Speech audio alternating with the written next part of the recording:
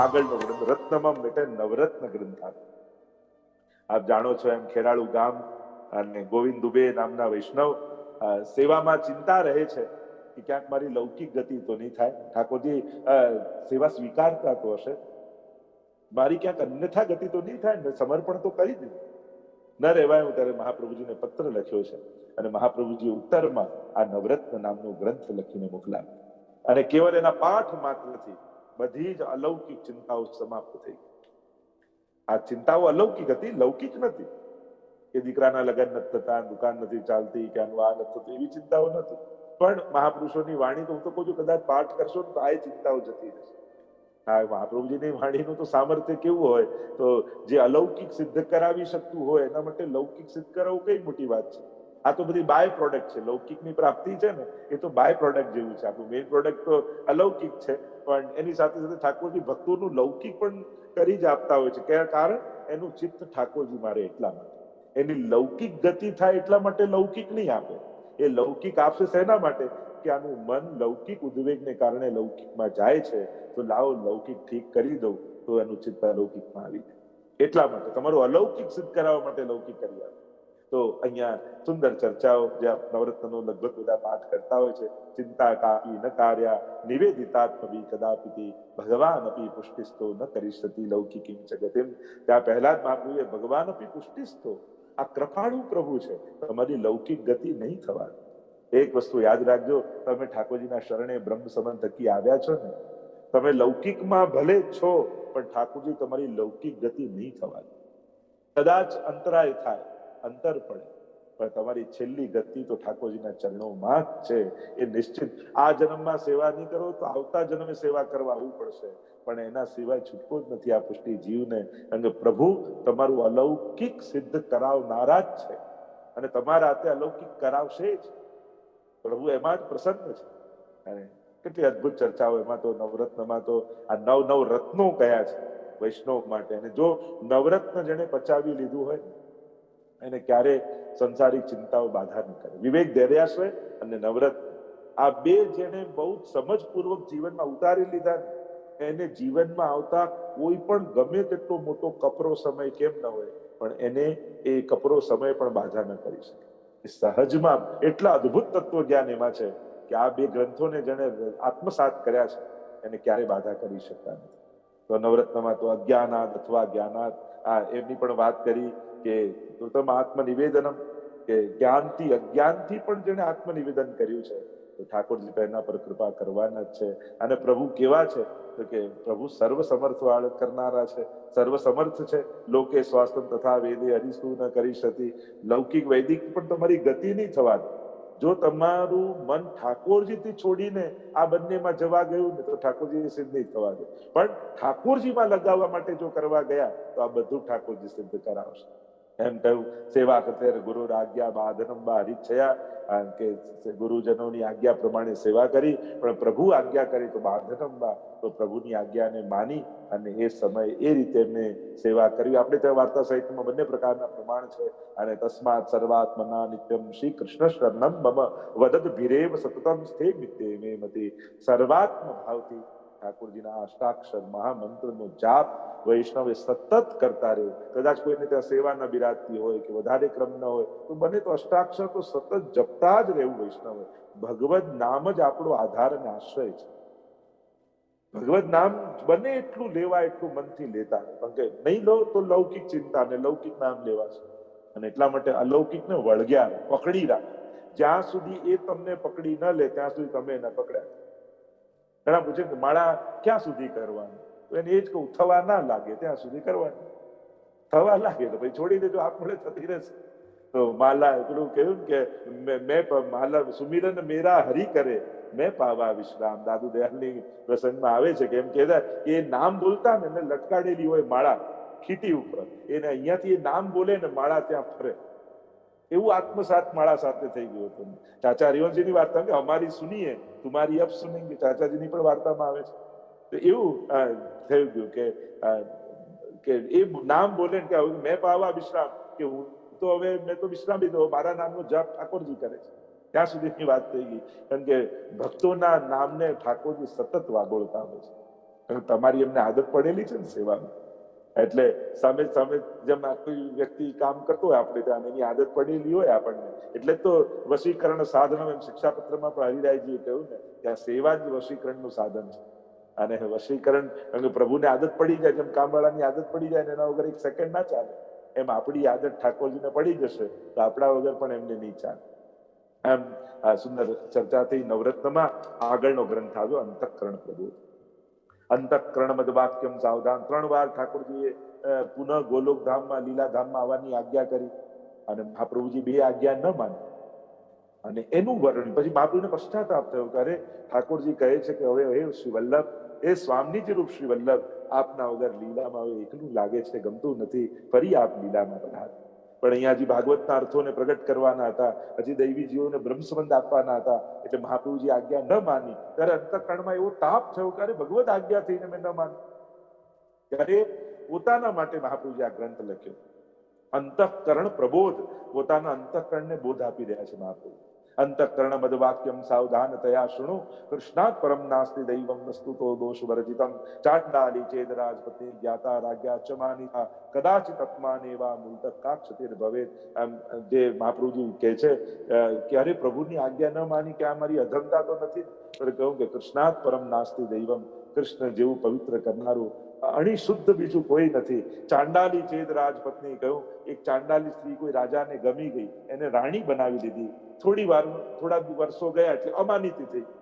પણ મહાપ્રભુજી કહે એમાં એ સ્ત્રીનું ગયું શું, હતી ચાંડાલી પણ હવે રાણી તો કહેવાય. એમાં એનો તો કઈ બગાડ નથી, એનો તો ઉત્કર્ષ જ છે. એમ હજારો દોષોથી ભરેલો આ જીવ છે. અને ઠાકોરજી આપણો સ્વીકાર કર્યો, પણ પછી થોડા દિવસ પછી એમ લાગે કે ઠાકોરજી હવે કૃપા દૃષ્ટિ કરતા નથી, અમે જાણે અમાનિતા થઈ ગયા હોય એવું લાગે છે. મહાપ્રભુજી કે એમાંય તારું શું ગયું, ગામના લોકો તને વૈષ્ણવ કહીને બોલાવે છે એ ઓછું છે? એક સાધારણ જીવમાંથી વૈષ્ણવ થયો એમાંય તારો ઉત્કર્ષ છે, તારો કોઈ બગાડ નથી. અને પ્રોડાપી દુહિતા યદવત સ્નેહા ન પૃષ્ઠતે વર તથા દેહે ન કર્તવ્યમ વરસ્તુષ્યતિ નાન્યથા. કોઈ માને એની દીકરી બહુ વાલી હોય અને એટલી બધી વાલી કે એને પરણાવે, આ જતી રહેશે તો. પણ ગામવાળા બધા બહુ કહેવા લાગે કે પરણાવો તો ખરા, અરે શરમ અને સંકોચે પરણાવી તો દીધી, પણ હવે વળાવતી નથી પતિ પાસે, મારી દીકરી જતી રહેશે. તો મહાપ્રભુજી કહે જો દીકરીને વળાવે નહીં પરણાવ્યા પછી, તો દીકરીનું એ હિત કરે છે ને વરને પણ નારાજ કરે છે.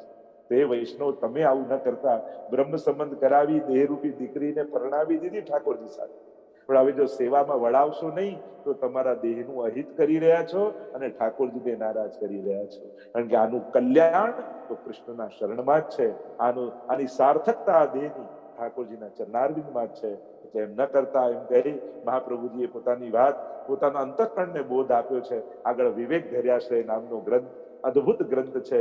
વિવેક, ધૈર્ય, આશ્રય આ ત્રણેયના સ્વરૂપ મહાપ્રભુજી સમજાવ્યા છે. અને આ જો 3 સમજાઈ જાય તો જીવનમાં બીજા કોઈ ગ્રંથોની જરૂર ન પડે, કોઈની સલાહની જરૂર ન પડે. આ વિવેક અને ધૈર્ય જીવનમાં આવી ગયું તો ઘણી મોટી ક્રાંતિ થઈ જાય. 9 પ્રકારના વિવેકની ચર્ચા કરી મહાપ્રભુજી. વિવેકસ્તુ હરિ સર્વમ નિજેચ્છા કરી છે. આ એની ઈચ્છા છે. આપણે આગળ પહેલા બી થોડી ચર્ચાઓ પ્રવચનોમાં કરેલી છે. તો આ વિવેક બહુ અદ્ભુત 9 પ્રકારના વિવેક, અને ક્યારેક વિવેક ધૈર્યાશ્રય લઈશું ત્યારે વિસ્તારથી ચર્ચા કરીશું કે વૈષ્ણવના વિવેક શું. જો ઘટનાઓ તો ઘટે, પણ એ ઘટનાઓને એક સાધારણ વ્યક્તિ જુએ અને એ જ ઘટનાને કોઈ વૈષ્ણવ ફેસ કરે તો આ બંનેના ફેસ કરવામાં કેટલો મોટો તફાવત હોય છે. આ વિવેક ધૈર્યાશ્રય ગ્રંથથી પ્રાપ્ત થાય છે. તમે જીવનમાં બનતી ઘટનાઓને એક વ્યક્તિ તરીકે મૂલ્યાંકન કરો છો કે એક વૈષ્ણવ તરીકે સ્વીકારો છો? જો વૈષ્ણવ તરીકે સ્વીકારશો એ ઘટનાઓને તો પછી તમે ઘટનાઓની ઉપર હશો, અને વ્યક્તિ બનીને જશો તો ઘટનાઓ તમારી ઉપર ચડી જશે. અને એટલા માટે એક વૈષ્ણવી વૃત્તિ કેવી હોય, એક વૈષ્ણવી વિચાર કેવો હોય, એ મહાપ્રભુજી આપણને આપ્યું. આપણને કેવા વિચાર આવવા જોઈએ, આપણે કઈ રીતે અર્થઘટનો કરવા જોઈએ સાંસારિક ઘટનાઓના. એક વૈષ્ણવ બનીને વૈષ્ણવ કઈ રીતે અર્થઘટન, કઈ રીતે આ ઘટનાઓને જુએ, એ સુખ આવે કે દુઃખ આવે કે અનુકૂળ કે પ્રતિકૂળ ગમે તે પરિસ્થિતિ હોય, પણ એક વૈષ્ણવે શું વિચારવું એ સમય, એ સમજણ મહાપ્રભુજી આમાં આપે છે. ધૈર્યનું સ્વરૂપ સમજાવ્યું. ત્રિદુઃખ સહેનમ ધૈર્યમ મામૃતે સર્વતઃ સદા તક્રવદ્દેવદ ભાવ્યમ જડવત ગોપ ભાર્યાવત. 3 દુઃખોને સહી લેવા એ જ વૈષ્ણવનું ધૈર્ય છે. કારણ કે લડવા માટે કમજોર માણસો ને લડવાની કોશિશ કરે, પણ સહન કરવા માટે બહુ મોટી છાતી જોઈએ. બહુ મોટી તાકાત જોઈએ, અને એ તાકાત કેવલ વૈષ્ણવમાં જ હોય છે, બીજામાં એ તાકાત નથી હોતી. તો ધૈર્ય એને સમજો. આશ્રય કેવા સંજોગોમાં પણ ભક્ત દ્રોહે ભક્ત્યા ભાવે ભક્તેચ્છા અતિક્રમે કૃતે શક્યવા સુશક્યવા સર્વથા શરણમ હરિ. અનુકૂળ પ્રતિકૂળ ભાવ અભાવ કુભાવ બધામાં ઠાકોરજીના શરણે રહેવું, દરેક સંજોગોમાં એ રીતે આશ્રય સિદ્ધ થાય. આગળ અદભુત ચર્ચાઓ, આગળ કૃષ્ણાશ્રય નામનો ગ્રંથ, અને કૃષ્ણાશ્રયમાં 10 શ્લોકમાં અદભુત રીતે 11મું ની વાત કરી, ફળની વાત કરી. 10 શ્લોકમાં બધા જ સાધનો બતાવ્યા, જેમ કર્મ માર્ગના જે સાધનો બતાવ્યા, કે આપણે ત્યાં અનેક પ્રકારના જે સાધનો બતાવ્યા છે કે ત્યારે જ યજ્ઞ સફળ થતો હોય છે. તો કર્તા કર્મ મંત્ર આ બધાની શુદ્ધિ બતાવવામાં આવી છે. દેશ કાલ દ્રવ્ય કર્તા કર્મ અને મંત્ર, આ 6 વસ્તુની શુદ્ધિ થાય ત્યારે એ ફલિત થતું હોય છે. અને ધર્મ અર્થ કામ અને મોક્ષ, આ બીજા 4 શ્લોકો, 4 પુરુષાર્થના, એ રીતે 10 શ્લોકોનું વર્ણન અહીંયા કૃષ્ણાશ્રયમાં કર્યું છે. કૃષ્ણાશ્રયમ વિદમ સ્તોત્રમ ય પઠેત કૃષ્ણ સન્નિધૌ તસ્યાશ્રયો ભવેત કૃષ્ણ ઇતિ શ્રી વલ્લભો ભવેત. અને એનો જો પાઠ ઠાકોરના સન્મુખ કરો તો નિશ્ચિત ઠાકોરના ચરણમાં આશ્રય સિદ્ધ થાય. આગળ ચતુશ્લોકી નામનો ગ્રંથ આવ્યો, 4 શ્લોકમાં વૈષ્ણવના ધર્મ અર્થ કામ અને મોક્ષ સમજાવ્યા, અને પુષ્ટિ માર્ગ સર્વદા સર્વભાવેન ભજનીયો વ્રજાદીપ સસ્યાયમેવ ધર્મો હિ નાન્ય ક્વાપી કદાચન. સર્વભાવે સર્વદા વ્રજાધીપની સેવા કરવી, એ જ આપણો ધર્મ છે, પરમ ધર્મ એ જ છે. બાકી બધા ધર્મો તો સહજ થાય. જો જે ઠાકોરજીને પ્રેમ કરતો હોય ને એના હૃદયમાં દયા હોય જ. અને એટલે બાપુ એમ નથી કહેતા કે જીવ દયા કરો, કે પર્યાવરણનું ધ્યાન રાખો, કે સમાજ સેવા કરો. બાપુને ખબર છે જે ઠાકોરજીને સાચા દિલથી પ્રેમ કરતો હશે ને એ દુનિયામાં કોઈનું દુઃખ જોઈ જ ના શકે. એટલે એ તો સહજ છે, સ્વાભાવિક છે, એ તો સ્વીકારેલું જ છે કે આ તો હશે જ. અને ત્યારે જ ઠાકોરજીમાં એને પરમ પ્રેમ જાગૃત થાય. અને એ રીતે ધર્મ અર્થ પ્રભુ અર્થ રૂપ છે, કામ પ્રભુને મેળવવાની ઈચ્છા, એ જ કામ. અને મોક્ષ ઠાકોરના ચરણોમાં ચિત્ત ચોંટવું, એ જ મોક્ષ છે. આગળ ભક્તિવર્ધની નામનો ગ્રંથ, અને એ ભક્તિવર્ધનની ગ્રંથમાં અદભુત રીતે ભક્તિની વર્ધનના પ્રકાર અહીંયા મહાપ્રભુજી સમજાવે છે. કે જ્યારે પુરુષોત્તમ જોશી અને ત્યારે મહાપ્રભુજી એમના માટે ગ્રંથ રચી, અને આ ભક્તિવર્ધની નામનો ગ્રંથ, યથા ભક્તિ પ્રવૃદ્ધા સાત તથોપાયો નિરૂપ્યતે બીજ ભાવે દૃઢેતિ સાત ત્યાગાત શ્રવણ કીર્તનાથ. અને ત્યાં 3 પ્રકાર બતાવ્યા ભક્તિવર્ધની કેમ થાય, તો ત્યાગાત શ્રવણ અને કીર્તનાથ, આના દ્વારા થાય. બીજ દાડર્ય પ્રકારસ્તુ ગૃહે સ્થિત્વા સદર્ભત, કે બીજ ભક્તિનું વાવીને ઠાકોરજીએ ભક્તોને મોકલ્યા છે. હવે એની દ્રઢતા કેમ થાય, તો ગૃહે સ્થિત્વા, ગ્રસ્થાશ્રમમાં રહી ભગવત સેવા કરતા કરતા પ્રેમ આસક્તિ વ્યસન ભક્તિની આ બધી અવસ્થાઓ મહાપ્રભુજી ભક્તિવર્ધનીમાં બતાવી છે. અને સેવા યાંબા કથા યાંબા યસ્યા શક્તિ દ્રઢા ભવે, સેવા અને કથા બંનેમાં આસક્તિ પ્રગટ થાય તો જીવને કૃતાર્થ થાય. એમ કહ્યું. આગળ જલભેદ નામનો ગ્રંથ આવ્યો, અને જલભેદમાં 20 પ્રકારના જલ સાથે 20 પ્રકારના વક્તાઓની વાત કરી. ભગવત ચર્ચા કરનારા 20 પ્રકારના હોય છે, અને એને જુદા જુદા જલની સાથે સરખાવ્યા. કોઈને ઝરણાના જલની સાથે, કોઈને કૂપના જલની સાથે, કોઈને દરિયાના જલની સાથે. તો ભલે ભગવત ચર્ચા કરનારા જ લોકો હોય, પણ જેવો વક્તા હશે એવો ભાવ હૃદયમાં આવશે. અને એટલા માટે ભગવદ નામ પણ કોના મુખે સાંભળવું, એ વિવેક પણ અત્યારે સમજવાની જરૂર છે. ભગવાનના નામની પુસ્તક પણ કોની લખેલી વાંચવી, એ પણ વિવેકની જરૂર છે. ઘણી વાર અત્યારે ભગવાનના નામે ભટકાવનારા પુસ્તકો બહુ જ મળે. હોય કૃષ્ણની નવલકથા, પણ ચર્ચાઓ એવી કરી કે કૃષ્ણમાં જ અભાવ આવી જાય. તો એ પણ સાવધાન રહેવું. કેવલ ભગવાન ધર્મ કે એનું નામ વાંચી અને ગમે તે લેખકોની પુસ્તકે નહીં વાંચ, જેનાથી આપણી ભક્તિ દ્રઢ થાય એવા ભક્તોએ લખેલા અથવા ભક્તોએ ગાયેલા પુસ્તકો, ભગવદીઓના ગાયેલા પુસ્તકોનું વાંચન કરવું, તો જ હૃદયમાં ભાવનું ધારણ થાય. આગળ પંચપદ્યાનીમાં શ્રોતાઓની ચર્ચા 3 પ્રકારના, ઉત્તમ, મધ્યમ અને કનિષ્ઠ 3 પ્રકારના 5 શ્લોકમાં એ પંચપદ્યાનીમાં શ્રોતાઓની ચર્ચા કરી. વક્તા અને શ્રોતા, તો શ્રેષ્ઠ શ્રોતા કેવા હોય એની પણ ચર્ચા. આગળ સંન્યાસ નિર્ણયમાં પશ્ચાતાપ નિવૃત્તિ અર્થ પરિત્યાગો વિચાર્યતે, સંન્યાસ ક્યારે કઈ અવસ્થામાં લેવો. સંસારમાં મોહ છોડવા માટે સંન્યાસ નહીં લેવો, પણ આપણે ત્યાં કહ્યું ભગવદ વિરહને કારણે જ્યારે સંસાર તુચ્છ લાગવા માંડે, અને ત્યારે સંન્યાસ કલ્યાણકારી હોય છે. બાકી કલયુગમાં સંન્યાસ જેવું ખતરનાક બીજું કાંઈ નહીં. કારણ કે હજી આસક્તિઓ છૂટી ન હોય. કારણ કે ઘર છોડીને જશો તો આશ્રમો બાંધવાની ઈચ્છા થશે, ક્યાંક ને ક્યાંક એની લાલસાઓ બીજા રૂપ ધારણ કરીને પ્રગટ થશે અને એના કરતા ઘરમાં રહી ભગવત સેવા કરવું કલયુગમાં શ્રેષ્ઠ છે. પણ કોઈ એવી અવસ્થા પહોંચી જાઓ રાજા આસ્કરણદાસજી જેવી કે સદાય ભગવદ રસમાં એવો વિરહ પ્રગટ થાય કે પછી બધું બંધન રૂપ લાગવા માંડે ભક્તિમાં, ત્યારે છોડવું એ જીતાવ છે. એમ અહીંયા મહાપ્રભુજી સંન્યાસ નિર્ણયમાં ખૂબ સુંદર વિષયાક્રાંત દેહા નામ ના આવેશ સર્વદા રે. વિષયથી જેમ બળતા ઘરમાં કોઈ રહી ન શકે એમ જેમનું હૃદય વિષયથી બળતું હોય એમાં ઠાકોરજી રહી શકતા નથી. આગળનો ગ્રંથ એ નિરોધ લક્ષણ નામનો ગ્રંથ છે અને આ નિરોધ લક્ષણ ગ્રંથ રાજા દુબે માધવ દુબે એના પર બંને ભાઈઓ મહાપ્રભુના સેવક અને કૃપા કરીને આ નિરોધનું સ્વરૂપ સમજાવ્યું અને નિરોધ સિદ્ધ થયો. યચ્ચત દુઃખમ યશોદાયા નંદાદિનાંચ ગોકુલે ગોપિકા નામ તું યત દુઃખમ તદ દુઃખમ અવશ્યાત પચિત. જે કેવું નિરોધ કેવું યચ્ચત દુઃખમ, જેવું દુઃખ યશોદાજીને થયું નંદાદિનાંચ ગોકુલે, નંદાદીને થયું ગોપોને, અને જે દુઃખ ગોપીઓને થયું એવું દુઃખ મને થાય. એવું દુઃખ મહાપ્રભુ, જો દુઃખ કેવું હોવું જોઈએ અને આવા દુઃખનો જે અનુભવ કરે એને સંસારના કોઈ દુઃખનો સ્પર્શ ન થાય. દુઃખિત થવું છે તો ગોપીઓની જેમ દુઃખી થઈને બતાવો, સુખી થવું છે તો ગોપોની જેમ આનંદ કરીને બતાવો. આ બધા સામે પ્રમાણ છે. સુખ દુઃખ થવાની કોણ ના પાડે છે? થાવ, પણ એને ઊંચાઈ પર લઈ જાઓ તમારા સુખ અને દુઃખ.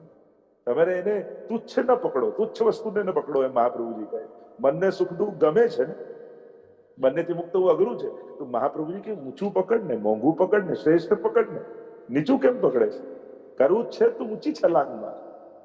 અને એ ઊંચી છલાંગ માર તો એ દુઃખ અનુભવવું છે તો એવું દુઃખ અનુભવ કર કે જન્મ જન્માંતરના દુઃખો મટી જાય. યચ્ચત દુઃખમ યશોદાયા નંદાદિનાંચ ગોપિકાનામ તું યદ દુઃખમ. જે ગોપીઓનું દુઃખ ગોપી ગીતમાં ગોપીઓ ગાય છે એવું દુઃખનો અનુભવ કર. તો આ બધી ચર્ચાઓ અદભુત રીતે અહીંયા ગુણગાને સુખા વાપ્તિ ગોવિંદસ્ય પ્રજાયતે યથા તદા સુખાદિનામ નૈવાત્મની કુતોન્યતઃ.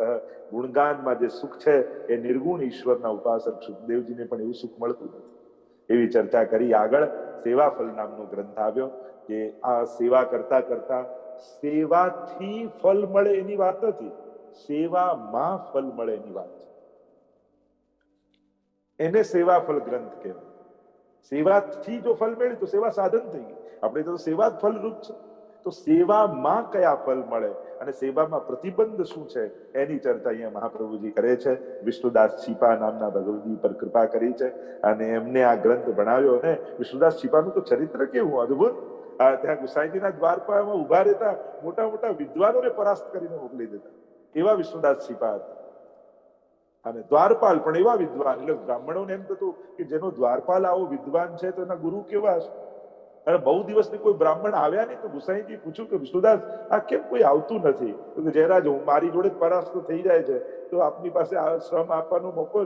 ગુસાઈજી કે અમે કે શ્રમ નથી પડતો, અમે તો ગો બ્રાહ્મણના પ્રતિપાલ છીએ. બ્રાહ્મણો આવે શાસ્ત્રાર્થ થાય તો એ બહાને એમને દક્ષિણા અમે આપીએ અને બ્રાહ્મણોનું પોષણ કરીએ, એટલા માટે અમે એમની પ્રતીક્ષા કરતા હોઈએ છીએ. આ વિષ્ણુદાસ અષ્ટસખામાં પહેલા નંદદાસજીના બદલે વિષ્ણુદાસનું નામ અષ્ટસખા અને પછી નંદદાસજીને સ્વીકારવામાં આવ્યા. તો એવા વિષ્ણુદાસજી અદભુત. એમના પદોના કીર્તનો પણ અદભુત છે. સેવામાં પ્રતિબંધ, ઉદ્વેગ, પ્રતિબંધો વા ભોગો વા, આ 3 બાધક કયા છે. સેવાના 3 ફલની ચર્ચા કરી છે. અને પાછું સેવાફલ વિવરણ નામનો ગ્રંથ, એટલે કે આ સેવાફલ ગ્રંથને વિસ્તારથી સમજાવતા આ સેવામાં કયા, સેવા કરતા કરતા કયા ફલ ની પ્રાપ્તિ થશે એની ચર્ચા અદભુત રીતે અહીંયા કરવામાં આવી છે.